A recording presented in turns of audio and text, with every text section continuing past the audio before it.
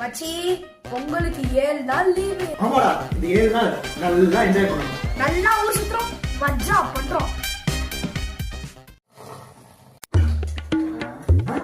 அட என்னப்பா, நல்ல நாளுக்கும் இவ்வளவு நேரம் தூங்கிட்டு இருக்க? அட என்னப்பா நீ அப்படியே வெளியே கூட்டு போற மாதிரி ஒரு 5 நிமிஷம் தூங்கிக்கிறேன். அட உண்மையே வெளியே தான்ப்பா போறோம்.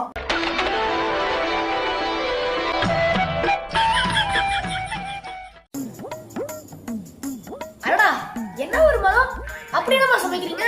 பின்ன என்னப்பா பொங்கல் ஆச்சு, அதான் உனக்கு பிடிக்கும்னு ஸ்வீட் பொங்கல், முறுக்கு, ஆஹா, ரிவன் பக்கோடா தான் செஞ்சிருக்கேன்பா.